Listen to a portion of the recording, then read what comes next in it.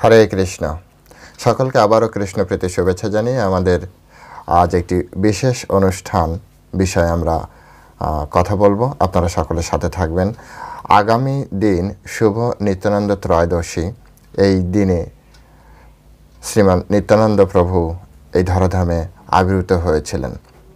তো এই নিত্যানন্দ ত্রয়োদশী উদযাপনকে সামনে রেখে, অনুষ্ঠানকে সামনে রেখে আমরা আজকের ভিডিও আপনাদের সকলের জন্য তৈরি করছি। এই ভিডিও কয়েকটি ভাগে বিভক্ত। প্রথমে আমরা নিত্যানন্দ তত্ত্ব সম্পর্কে সংক্ষিপ্তভাবে জানার চেষ্টা করব। পরবর্তীতে নিত্যানন্দ প্রভুর আমরা আবির্ভাব তিথি এবং তার যে ছোটোখাটো লীলা, ছোট ছোট লীলা, সেই লীলাগুলো আমি জানার চেষ্টা করব। পরবর্তীতে কিভাবে নিত্যানন্দ ত্রয়োদশী আপনারা ঘরে বসে উদযাপন করবেন, যারা মঠে মন্দিরে না আসতে পারবেন তাদের জন্য থাকবে, এবং কিভাবে আপনি কালকের দিনটি, আগামী দিনটি কত সুন্দরভাবে আপনি উদযাপন করতে পারেন, আপনি নিত্যানন্দ প্রভুকে কিভাবে খুশি করতে পারেন, সেই বিষয়ে আলোচনা হবে। তো সকলের সাথে থাকবেন ধৈর্য ধরে। তো চলুন শুরু করি। नमो ओम विष्णुपादाय कृष्ण प्रेष्ठाय भूतले श्रीमते भक्तिवेदांत स्वामिनीति नामिने नमस्ते सरस्वती देवी गौरवाणी प्रचारिणे निर्विशेष शून्यवादी पाश्चात्य देशतारिणे वाञ्छा कल्पतरुर्भश्च कृपा सिन्धुभ्यः च पतितानां पावनेभ्यो वैष्णवेभ्यो नमो नमः। नित्यानंद नमस्तभ्यं प्रमानंद प्रदायिने कालो कलमशनाशय जन्नवपतये नमः। नमो महावदन्नाय कृष्ण प्रेम प्रदायते कृष्ण कृष्ण चैतन्य नामने गौरतीश नमो। हरे कृष्ण कृष्ण कृष्ण हरे हरे, हरे राम राम राम हरे हरे।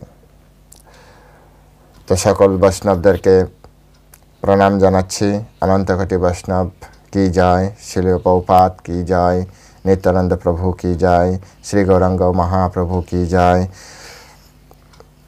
तो आगामी दिन 10 তারিখ নিত্যানন্দ ত্রয়োদশী। তো এই নিত্যানন্দ ত্রয়োদশী আমরা সকলেই পালন করি। এটি শুধু বৈষ্ণবের নয়, আপামর সকল মানুষের, জগৎ জীবের সকলের একটি অত্যন্ত বড় অনুষ্ঠান। যেমন গৌরাঙ্গ মহাপ্রভুর গৌর পূর্ণিমা অত্যন্ত বড় তিথি, ঠিক একইভাবে নিত্যানন্দ প্রভুর এই যে নিত্যানন্দ ত্রয়োদশী, এটিও অত্যন্ত মধুর এবং সকলের অত্যন্ত প্রিয়। তো এই নিত্যানন্দ প্রভু কে? এই নিত্যানন্দ প্রভু অ্যাকচুয়ালি সংক্ষিপ্তভাবে এই কারণে বলছি, কারণ নিত্যানন্দ প্রভু সম্পর্কে বলা আমার মতো অযোগ্য ব্যক্তির তো কোনো অধিকারই নেই। তথাপি কালকের দিনকে সামনে রেখে নিত্যানন্দ প্রভুর গুণমহিমা কীর্তন করাই আমাদের কর্তব্য, আর এতে আমাদের জীবনের কল্যাণ সাধিত হয়। সেজন্যই বলতে শুরু করছি। নিত্যানন্দ প্রভুর মহিমা অনন্ত শেষ, অনন্ত নাগে অনন্ত নাগ, অনন্ত মুখে অনন্ত কাল ধরে যদি কীর্তন করে, তথাপি নিত্যানন্দ প্রভুর লীলা শেষ হবে না, তার মহিমা শেষ হবে না। এই বিশ্ব চরাচর যদি কেউ ধরে থাকে, সে নিত্যানন্দ প্রভু ধরে আছে। পরমেশ্বর ভগবানের প্রথম যে অবতার, সেই অবতার হচ্ছে বলরাম বা নিত্যানন্দ প্রভু। তাই ওনার মহিমা কে বলতে পারে? এক কৃষ্ণ ছাড়া কেউই নিত্যানন্দ প্রভুর মহিমা বলতে পারে না। স্বয়ং নিত্যানন্দ প্রভুও মনে হয় নিত্যানন্দ প্রভুর মহিমা সম্পূর্ণরূপে বলতে পারবে না, একমাত্র কৃষ্ণ ছাড়া। তাই নিত্যানন্দ প্রভু চৈতন্য চরিতামৃতে বলছে, বন্দে অনন্ত অদ্ভুত ঐশ্বর্যম নিত্যানন্দম ঈশ্বরম যস্য ইচ্ছায়া তৎস্বরূপম অজ্ঞানা আপি নিরূপতে। বলছে, যার কৃপায় শাস্ত্রের ব্যুৎপত্তিহীন অজ্ঞ ব্যক্তিও তার তত্ত্ব নিরূপণ করতে পারে, সেই অশেষ পরম ঐশ্বর্য সম্পন্ন ঈশ্বর নিত্যানন্দ প্রভুকে আমি বন্দনা করি। নিত্যানন্দ প্রভু আমাদের যত যত অবতার আছে, তার ভিতরে নিত্যানন্দ প্রভু হচ্ছে সব থেকে করুণাময়, প্রেমময়, এবং মানে সবাইকেই প্রেম প্রদান করে। নিত্যানন্দ হচ্ছে গুরুতত্ত্ব, নিত্যানন্দ থেকেই সমস্ত শিক্ষা এসছে।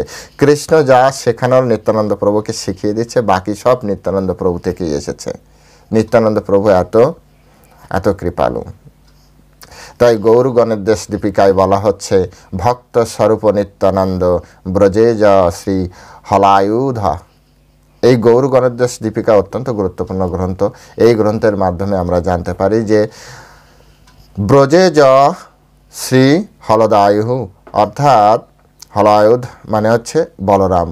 ব্রজে যে বলরাম ছিলেন তিনি হচ্ছেন নিত্যানন্দ প্রভু।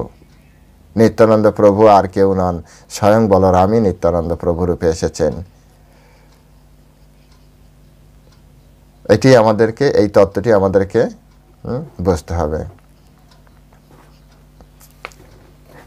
যিনি আপনার কৃষ্ণ তিনি হচ্ছেন চৈতন্য মহাপ্রভু, যিনি বলরাম তিনি হচ্ছেন নিতাই। এরপরে আমরা দেখতে পাই যে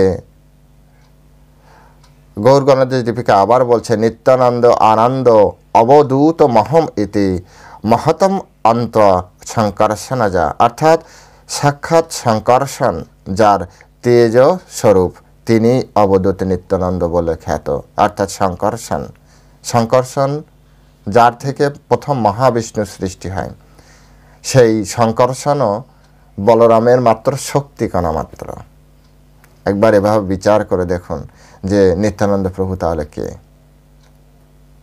অর্থাৎ সৃষ্টিতত্ত্ব যদি আপনারা জানেন শ্রীমদ্ ভাগবতমের আলোকে বা আমাদের অন্যান্য পুরাণের আলোকে, তাহলে দেখবেন প্রথমে হচ্ছে পরমেশ্বর ভগবান। পরমেশ্বর ভগবান থেকে প্রথম আপনার সৃষ্টি হচ্ছেন বলরাম প্রথম, এবং বলরাম থেকে সংকর্ষণ থেকে হচ্ছে প্রথম মহাবিষ্ণু বা কারণরক্ষী বিষ্ণু। এভাবে আমাদেরকে দেখতে হবে যে আসলে সমস্ত কার্য এই নিত্যানন্দ প্রভুর মাধ্যমেই আমাদের সংগঠিত হচ্ছে। কৃষ্ণদাস কবিরাজ চৈতন্য চরিতামৃতে আদিলীলায় পঞ্চম পরিচ্ছেদে নিত্যানন্দ প্রভু সম্পর্কে এই তত্ত্ব দিয়েছেন। সর্বই অবতারী কৃষ্ণ স্বয়ং ভগবান, তাহার দ্বিতীয় দেহ শ্রী বলরাম, একই স্বরূপ দেহে ভিন্ন মাত্র কায়, আদ্যকায় বহু কৃষ্ণ লীলার সহায়, সেই কৃষ্ণ নবদ্বীপে শ্রী চৈতন্য চন্দ্র, সেই বলরাম সঙ্গে নিত্যানন্দ। এখান থেকে স্পষ্টই আমরা বুঝতে পারছি যে শ্রীকৃষ্ণ হচ্ছেন স্বয়ং পরমেশ্বর ভগবান, আর তার দ্বিতীয় দেহ, নিজেকে প্রথম যখন দ্বিতীয় করে সেই দ্বিতীয় দেহ হচ্ছে শ্রী বলরাম। বলছে যে এরা একই রূপ, একই রকম দেখতে, শুধুমাত্র আপনার কি হচ্ছে, লীলার খাতিরে দুটি আলাদা তত্ত্ব হচ্ছে, লীলার খাতিরে। তাই আমাদেরকে এটি বোঝার চেষ্টা করতে হবে। যদি এটা আমরা না বুঝতে পারি তাহলে আমাদের বিপদ হয়। এবং ব্রজে যিনি শ্রীকৃষ্ণ, তিনি শ্রীকৃষ্ণ চৈতন্যচন্দ্র, আর ব্রজে যিনি বলরাম সেই বলরাম সঙ্গে নিতাই। সেই যে বলরাম ছিল কৃষ্ণ সাথে চৈতন্য মহাপ্রভুর সাথে, এখন সেই নিত্যানন্দ প্রভু রূপে আছে। তো এভাবে নিত্যানন্দ প্রভু হচ্ছে স্বয়ং ভগবান থেকে অভিন্ন এবং সাক্ষাৎ বলরাম। তাই আমাদের প্রত্যেকেরই উচিত এই নিত্যানন্দ ত্রয়োদশীতে পরমেশ্বর ভগবানের গুণমহিমা কীর্তন করা। নিত্যানন্দ প্রভু সম্পর্কে আমরা আরও জানতে পারি, কত সুন্দরভাবে আমরা জানতে পারি যে সেখানে বলা হচ্ছে, শ্রী বলরাম গোসাই মূল সংকর্ষণ, পঞ্চরূপ ধরে করেন কৃষ্ণের সেবন। সেই বলরাম গোসাই মূল সংকর্ষণেরও মূল যিনি, আর তিনি পঞ্চরূপ ধরে কৃষ্ণের সেবা করছে। আপনি করেন কৃষ্ণ লীলার সহায়, সৃষ্টি লীলা কার্য করে ধরি চারিকায়। সৃষ্টি লীলা যে কার্য সেটি 4টি দেহ ধারণ করে তিনি এটি সম্পূর্ণরূপে করছেন। এগুলি আমাদেরকে বুঝতে হবে। সৃষ্টি আদিক সেবা তার আজ্ঞায় পালন, শেষ রূপে করে কৃষ্ণের বিবিধ সেবন। শেষ, অনন্ত শেষ, যে অনন্ত শয্যার উপরে পরমেশ্বর ভগবান শুয়ে থাকে, এটিও নিত্যানন্দ প্রভু। দেখেছেন ভগবানের কত রূপ। আমরা অনেক সময় ভগবত তত্ত্ব বা সৃষ্টি তত্ত্ব হৃদয়ঙ্গম না করে বিভিন্ন ধরনের মন্তব্য করে বসি। আসলে ভগবানের শক্তি দ্বারাই ভগবানের সেবা হয়, ভগবানের শক্তি দ্বারাই। ভগবানের একটি শক্তি হচ্ছে আহ্লাদিনী শক্তি, যার প্রকটিত রূপ হচ্ছে শ্রীমতী রাধারানী। রাধা কৃষ্ণ নিয়ে কত কথা রয়েছে। ভগবানের আরেকটি শক্তি হচ্ছে শ্রী বলরাম, যিনি অনন্ত শেষ রূপে তার গায়ের রূপে পরমেশ্বর ভগবান শুয়ে রয়েছে। কই তখন তো কেউ কোনো কথা বলে না। রাধারানীর সাথে একটু গল্প করছে, তাতে অনেকের অনেক কথা। কিন্তু সেই কৃষ্ণের আর এক শক্তি তার গায়ের উপরে তো সারাদিন শুয়ে আছে। কেউ কখনো শুনেছেন অনন্ত শয্যায় শুয়ে আছে, অনন্ত শেষের উপরে শুয়ে আছে, তো সেটা নিয়ে কোনো গায়ের উপরে কেন শুয়ে থাকবে, কেমন দেখতে, কোনো কথা এসছে? এগুলি হচ্ছে মানুষের চেতনা নষ্ট হয়ে গিয়েছে। মানুষ চেতন রাজ্যে এতটাই কলুষিত হয়ে গিয়েছে, হ্যাঁ, জড় দৃষ্টি দিয়ে ভগবানের ভগবত তত্ত্বকে হৃদয়ঙ্গম করার চেষ্টা করে। এই জন্য তত্ত্ব জানা দরকার। সেই জন্য শ্রীমদ্ ভাগবত গীতায় বলা হয়েছে কত সুন্দরভাবে, জন্ম কর্ম চ মে দিব্যম जो व्यक्ति तत्वता त्यक्ता देहम पुनर्जन्म नैति मामिति सा अर्जुन। হে অর্জুন, আমার এই জন্ম এবং কর্ম অত্যন্ত দিব্য, অত্যন্ত দিব্য। প্রত্যেকেরই তত্ত্ব জানা দরকার। সর্বরূপে আস্বাদয় কৃষ্ণ সেবানন্দ, সেই বলরাম গৌর সঙ্গে নিত্যানন্দ। এই বলরাম সর্বরূপে আস্বাদয় কৃষ্ণ সেবানন্দ। কৃষ্ণের সেবা করলে আনন্দ হয়, এটা সত্য কথা। আমরা বলছি বিদায় সত্য নয়, এটা সত্য কথা। কৃষ্ণের সেবা করলে আমাদের আনন্দ হয়। আপনারা করে দেখুন, তা নাহলে এত সুন্দরভাবে এত পরিপাটি করে কৃষ্ণের সেবা এতদিন চলতো না। কৃষ্ণ সেবার মাধ্যমে নিজের ভিতরে পরমানন্দ প্রাপ্তি হয়। সত্যি বলছি। তা নাহলে খেয়ে না খেয়ে হ্যাঁ কেউ ভগবানের এভাবে সেবা করতো? সেবা করে যদি আনন্দ না পেত?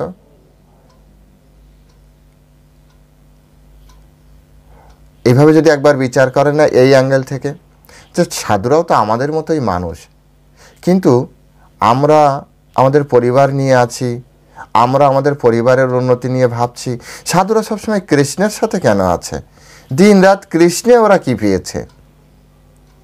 যে আনন্দ আপনি আপনার পরিবারের সাথে মিশে পাচ্ছেন, তার থেকে অধিক কোটি গুণ আনন্দ কৃষ্ণকে সেবার মাধ্যমে সাধুরা পাচ্ছে।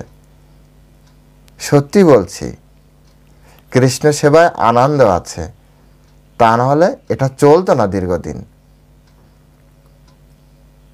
কোন সাধু? বেশিরভাগ সাধুই তো অনেক উচ্চশিক্ষিত। বিশেষ আপনি ইসকনে আসুন, গাড়ি বাড়ি সব কিছুই তাদের আছে, অনেক বড় বড় শিক্ষার সার্টিফিকেট তাদের আছে, তথাপি তারা কৃষ্ণ সেবা করছে।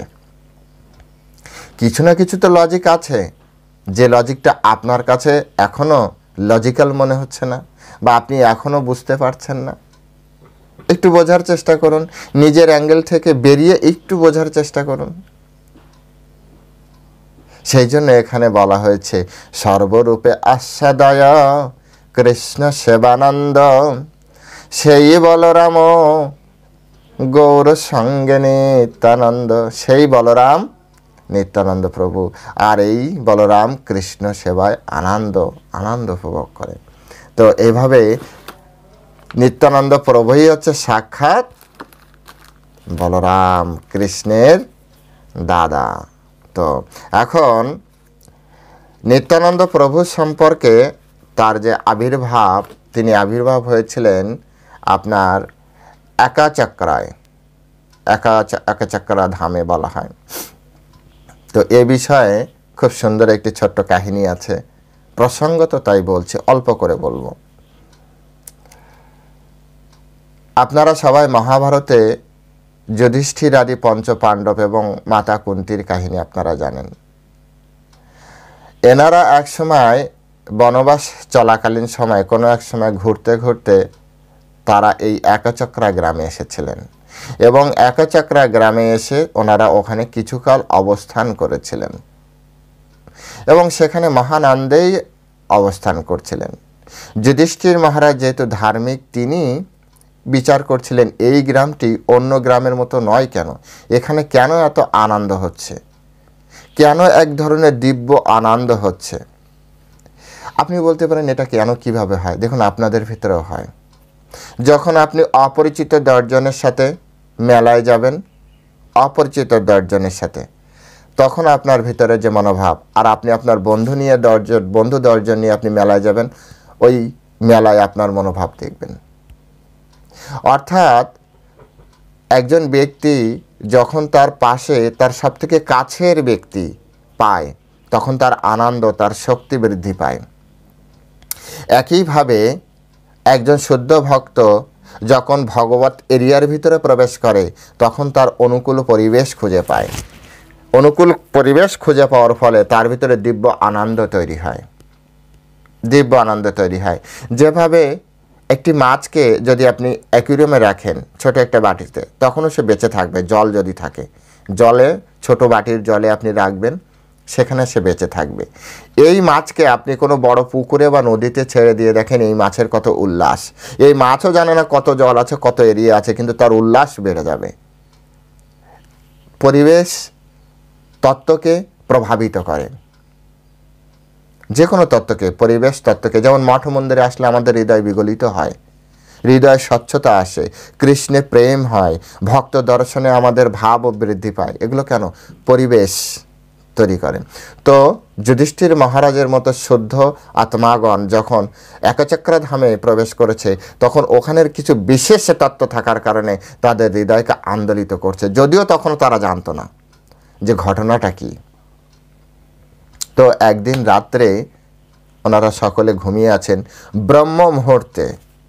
ব্রহ্ম মুহূর্তের ঠিক কিছুকাল আগে স্বয়ং বলরাম স্বপ্নে এসেছেন যুধিষ্ঠির মহারাজের, এবং তিনি এসে এভাবে বলছেন, স্বপ্নচ্ছলে রোহিণী নন্দন বলরাম হইলা সাক্ষাৎ শোভা অতি অনুপম, মন্দ মন্দ হাসিয়া অদ্ভুত স্নেহাবশে রাজা যুধিষ্ঠিরে কহে কিছু মৃদু ভাষে। মৃদু মৃদু হেসে, মন্দ মন্দ হেসে তিনি রাজা যুধিষ্ঠিরকে কিছু কথা বললেন। স্বপ্নে এসে বলরাম স্বপ্নে এসে রাজা যুধিষ্ঠিরকে হেসে সেই কথাগুলি বললেন, অত্যন্ত স্নেহপরায়ণ হয়ে। এই কত দূরে নবদ্বীপে নামে ধাম, জন্মিব আচ্ছন্ন রূপে। এই কত দূরে নবদ্বীপ নামে গ্রাম, সুরধ্বনি বেষ্টিত পরমরম স্থান। কলির প্রথমে কৃষ্ণ তথায় বিপ্রকুলে, জন্মিব আচ্ছন্ন রূপে মহাকৌতূহলে। অর্থাৎ বলছে যে এখান থেকে কিছু দূরে নবদ্বীপ নামে গ্রাম আছে, নবদ্বীপ নামে, এবং সেই নবদ্বীপে কি বলে, সুরধ্বনি, অর্থাৎ গঙ্গা দ্বারা বেষ্টিত, চারিদিকে গঙ্গা। সেই গঙ্গার পারে সুরম্য স্থান, হ্যাঁ, এবং কলির প্রথম সন্ধ্যায়, অর্থাৎ কলিযুগের প্রথম দিকে, কথা হচ্ছে দাপরে, এই যে কথাগুলি হচ্ছিল দাপরে, কলির প্রথম সন্ধ্যায় চৈতন্য মহাপ্রভু রূপে কৃষ্ণ সেখানে বিপ্র করলে আচ্ছন্ন রূপে। এই জন্য ভগবান গৌরাঙ্গ মহাপ্রভুর এর অবতার হচ্ছে ভক্তরূপ বলা হয়। কৃষ্ণ হচ্ছে ভগবান, রাম ভগবান, কিন্তু ভগবান কৃষ্ণ এই কলিযুগের প্রথম ভক্তরূপে এসেছেন। বলছে আচ্ছন্ন রূপে, অর্থাৎ তার ভগবত তত্ত্বকে আচ্ছন্ন ঢেকে তারপরে তিনি আসবেন, হ্যাঁ, ঢেকে তারপরে তিনি আসবেন। তো এটি হচ্ছে আমাদেরকে শাস্ত্রের মাধ্যমে নানা দেশে জনমিব প্রিয় গণতার, তারও ইচ্ছা মতে জন্ম এঠায় আমার। অর্থাৎ বিভিন্ন দেশে ভগবানের প্রিয়জনরা জন্মগ্রহণ করবে। এবং মজার ব্যাপার হচ্ছে, এই যেখানটায় তুমি আছো এই গ্রামে আমিও জন্মগ্রহণ করব। হরি বল। তো একচক্রা ধাম কি জয়। এই একচক্রা মোর বিলাসের স্থান, এত কহি বল দেব হইল অন্তর্ধান। অর্থাৎ একচক্রা গ্রামে পরমেশ্বর ভগবান শ্রীকৃষ্ণের নিত্য পার্ষদ বলরাম তিনি আবির্ভূত হবেন। তিনি এই কথাটি জানিয়ে দিলেন। কবে তিনি আবির্ভূত হয়েছিলেন এবার আমরা জানব সেই কথা, যে কবে তিনি আবির্ভূত হয়েছিলেন। নিত্যানন্দ প্রভু আবির্ভূত হয়েছিলেন আপনার বর্তমানে যেটি হচ্ছে বীরভূম জেলার অন্তর্ভুক্ত কি বলে একচক্রা গ্রামে, এবং সেটি বাংলা হিসেবে হচ্ছে 1395 শতাব্দে মাঘ মাসের শুক্লা ত্রয়োদশীতে। মাঘ মাসের শুক্লা ত্রয়োদশী তিথিতে। ইংরেজিতে যদি আমরা বলি তাহলে 1473 খ্রিস্টাব্দে 12ই জানুয়ারি এই সময় নিত্যানন্দ প্রভু তিনি আবির্ভূত হন। এবং কোন সময়? মধ্যাহ্ন সময় আবির্ভূত হন। তার পিতার নাম ছিল, এখানে একটি জিনিস আমাদের অনেকেই জানে, পিতার নাম হারাই পণ্ডিত, কিন্তু তার একটি আলাদা নাম। হারাই পণ্ডিত তার হচ্ছে আপনার কি বলে আপনার ডাক নাম ছিল। পিতার নাম ছিল শ্রী মুকুন্দ বন্দ্যোপাধ্যায়। শ্রী মুকুন্দ বন্দ্যোপাধ্যায় হচ্ছে পিতার নাম। মাতার নাম ছিল হচ্ছে আপনার শ্রীমতী পদ্মাবতী দেবী। এবং এই নিত্যানন্দ প্রভুর পিতা হারাই পণ্ডিত নামে বা হাড়ো ওঝা নামে পরিচিত ছিলেন। এবং পিতামহের নাম সুন্দরামল্ল নকরি বাড়ুরি। শ্রী নিত্যানন্দর পিতৃপুরুষগণ শাণ্ডিল্য গোত্রীয় রাঢ়ী শ্রেণীর ব্রাহ্মণ ছিলেন। অর্থাৎ সমস্ত তত্ত্ব এখানে রয়েছে, আপনারা পড়বেন। মাতামহ ছিলেন ময়ূরেশ্বরের রাজা মুকুট নারায়ণ রায়। এগুলি সব কিছু তত্ত্ব আকারে আছে। তো এক কথায় নিত্যানন্দ প্রভু রাঢ় দেশে তিনি আবির্ভূত হলেন। এবং এটা আপনার রয়েছে শ্রী চৈতন্য ভাগবতে। বৃন্দাবন দাস ঠাকুর খুব সুন্দরভাবে, অ্যাকচুয়ালি বৃন্দাবন দাস ঠাকুর নিত্যানন্দ প্রিয়জন ছিলেন। তো তিনি বলেছেন, রাঢ় দেশে একচক্রা নামে আছে গ্রাম, জহি জনি মিলেন নিত্যানন্দ ভগবান। যেখানে নিত্যানন্দ প্রভু জন্মগ্রহণ করলেন রাঢ় দেশে। মৌরেশ্বর নামে দেব আছে কত দূরে, যারে পুছি আছে নিত্যানন্দ হল ধারে। আর সেই গ্রামে বৈশে বিপ্র হারাইও পণ্ডিত, মহাবিরক্তের প্রায় দয়ালু চরিত। ওই গ্রামে হারাই পণ্ডিত নামে একজন বিপ্র থাকতেন, যিনি অত্যন্ত বলা হচ্ছে এখানে বিরক্ত মানে হচ্ছে আমরা এই জড়জগতে যে বিরক্ত শব্দ ব্যবহার করি এমন নয়, কিন্তু বিরক্ত মানে সংসার বিরক্ত। অর্থাৎ উদাসীন সন্ন্যাসী, গৃহে থাকলেও সন্ন্যাসীর মতো দয়ালু চরিত। তার পত্নী পদ্মাবতী নাম পতিব্রতা, পরম বৈষ্ণবী শক্তি সেই জগন মাতা। পরম উদার দুই ব্রাহ্মণ ব্রাহ্মণী, তার ঘরে নিত্যানন্দ জন্মিলয়া আপনি। সকল পুত্রের জ্যেষ্ঠ নিত্যানন্দ রাম, সর্বস্ব লক্ষণ দেখি নয়ন জোড়ায়। নিত্যানন্দ প্রভু এত সুন্দর, ভগবানের প্রথম প্রকাশ তো এত সুন্দর দেখতে, সবাই তার প্রতি আকৃষ্ট ছিলেন। নিত্যানন্দ প্রভু যখন তিনি আবির্ভূত হয়েছিলেন জন্মকালে, তখন এইভাবে সকলে বলছিল, ধন্য ধন্য হারাই পণ্ডিত বিপ্রবর, ধন্য পদ্মাবতী ধন্য তাহার উদর। মহাশুভক্ষণে পদ্মাবতীর গর্ভ হইতে, জন্মিল বালক তার তুলনা কি দিতে। পুণ্যবতীগণ সে বালক নিরখিয়া করে আশীর্বাদ অতি বিহ্বল হইয়া। কেহ কেহ কেহ কহে এ যেন বালক কবু নয়, হেম নবনীতের পুতলি বুঝি হয়। কেহ কহে এমন বালক নাহি দেখি, দেখিল ঘুচিল তাপ জোড়াইল আখি। এইরূপ নানা কথা কহে পরস্পরে, লোকগতায়াত বহু পণ্ডিতের ঘরে।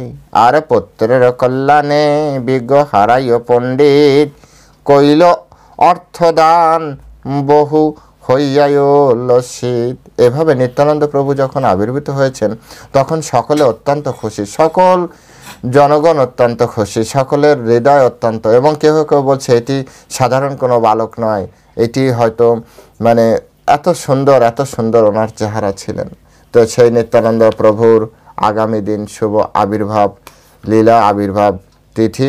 আপনারা সকলে অত্যন্ত সুন্দরভাবে ওনার আপনার কি বলে গুণমহিমা। তো গুণমহিমা, নিত্যানন্দের গুণমহিমা কে বলতে পারে? চেষ্টা করবেন যে যেখানে আছেন সেখানে থেকে গুণমহিমা। নিত্যানন্দ প্রভুই হচ্ছে, চৈতন্য মহাপ্রভু প্রেম দেওয়ার জন্য এসছেন, কিন্তু প্রেম দেওয়ার জন্য তিনি কার মাধ্যমে দিবেন? নিত্যানন্দ প্রভুর মাধ্যমে দিবেন। তিনি এই জগৎজীবকে উদ্ধার করবেন, কার মাধ্যমে উদ্ধার করবেন? তো বলা হচ্ছে নিত্যানন্দ প্রভুর মাধ্যমে উদ্ধার করবেন। নিত্যানন্দ প্রভুই সব থেকে মানে বড় হচ্ছে, জগাই মাধার মতো ব্যক্তিকে তিনি উদ্ধার করেছেন। জগাই মাধার মতো, যাকে দেখেছে তাকেই প্রেম প্রদান করেছে নিত্যানন্দ প্রভু। নিত্যানন্দ প্রভু এত কৃপালু, আচণ্ডলে মানে কাউকে বাছেনি। তো সেই নিত্যানন্দ প্রভুর বাল্য পৌগণ্ড লীলা এইভাবে খুব সুন্দরভাবে শ্রীকৃষ্ণ লীলা অভিনয়, তিনি কি করতেন বাল্য বয়সে তিনি কি করতেন, তো সেটি এভাবে লেখা আছে। হেন মতেই আপনা লুকায় নিত্যানন্দ, শিশুগণ সঙ্গে খেলা করে আনন্দ। শিশুগণ সঙ্গে প্রভু যত ক্রিয়া করে, শ্রীকৃষ্ণের কার্য বিনা আর না হিসপুরে। নিত্যানন্দ প্রভু এমন কোনো খেলা করতেন না, এখন যেমন আমাদের গেম খেলে না, গেম।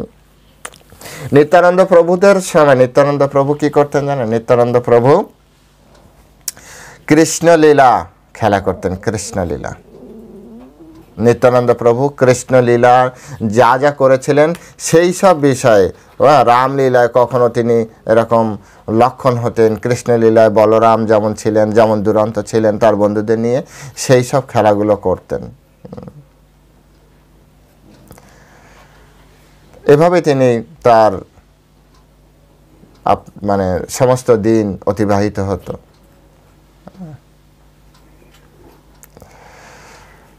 তো সেই নিত্যানন্দ প্রভুর আবির্ভাব তিথিতে আপনারা সকলে অবশ্যই সুন্দরভাবে আরাধনা করবেন। নিত্যানন্দ প্রভু যখন তার বয়স হলো তখন তিনি গৃহ ছেড়ে, বয়স হলো না, বয়সের আগেই তিনি বালক অবস্থায় এক গুরুদেব এসে তাকে নিয়ে যান এবং পরবর্তী তিনি সন্ন্যাসী রূপে, অবধূত রূপে তিনি এই জগতে প্রকাশিত হন নিত্যানন্দ রূপে। তো এই বিষয়ে খুব সুন্দরভাবে বলা রয়েছে। একদিন নিত্যানন্দ অর্থাৎ হারাই পণ্ডিতের গৃহে একটি সন্ন্যাসী এসেছিল। সেই সন্ন্যাসী এসে ভিক্ষা চেয়েছিল। এইভাবে বলা আছে, ন্যাসী বলে এক ভিক্ষা আছে আমার, নিত্যানন্দ পিতা বলে যে ইচ্ছা তোমার। ন্যাসী বলে করিবাও তীর্থ পর্যটন, সংহতি আমারও ভালো নাহিক ব্রাহ্মণ। একজন সন্ন্যাসী এসে হারাই পণ্ডিতকে বলছে, নিত্যানন্দের পিতাকে বলছে যে আমাকে কিছু ভিক্ষা দিন। বলছে তোমার যা ইচ্ছা তুমি নিয়ে নাও। বলছে আমার ইচ্ছা হচ্ছে আমি তীর্থ ভ্রমণ করব, কিন্তু আমার সাথে কোনো উপযুক্ত ব্রাহ্মণ নেই। এই যে সকল জ্যেষ্ঠ নন্দন তোমার, কতদিন লাগি দেহ সংহতি আমার। বলছে তোমার এই যে জ্যেষ্ঠ পুত্র, নিত্যানন্দ প্রভুর দিকে তাকিয়ে বলছে, একে আমাকে দাও, কিছুদিনের জন্য আমার সঙ্গে নিয়ে যায়, সংহতি আমার। প্রাণই অতিরিক্তই আমি দেখিব ওহানে, সর্বতীর্থ দেখিবেন বিবিধ বিধানে। বলছে ওকে আমি প্রাণের অধিক দেখে রাখবো, আর ও সর্বতীর্থ দেখতে পারবে আমার সাথে। ভিক্ষুকের পূর্বে মহাপুরুষ সকল, প্রাণদান দিয়াছেন করিয়াই মঙ্গল। রামচন্দ্র পুত্র দশরথের জীবন, পূর্বে বিশ্বামিত্র তানে করিলাম যাচন। অর্থাৎ পূর্বেও এমনভাবে আছে যে দশরথের কাছে রামচন্দ্র ভগবানকে চেয়েছিল। যদ্যপি রাম বিনা রাজ্য রাজা নাহি জিয়ে, তথাপি দিলেন এই পুরাণে তে কহে। যদিও দশরথ বাঁচতে পারত না, হ্যাঁ, রামচন্দ্র ভগবানকে দিয়ে, তথাপি তিনি দিয়েছিলেন বিশ্বামিত্র মুনিকে। সেই মতো বৃত্তান্ত আজি হইল আমারে, এই ধর্ম সংকটে কৃষ্ণ রক্ষা কর মরে। তিনি নিত্যানন্দ প্রভুর পিতা ভগবানকে ডাকছেন, তুমি আমাকে রক্ষা করো। তারপরে বলছেন যে তোমারও ইচ্ছা প্রভু সেই মোর কথা, যা তোমার ইচ্ছা হয় তুমি সেইভাবে। আইলা সন্ন্যাসী স্থানে নিত্যানন্দ পিতা, ন্যাসিরে দিলেন পুত্র নোয়াইয়া মাথা।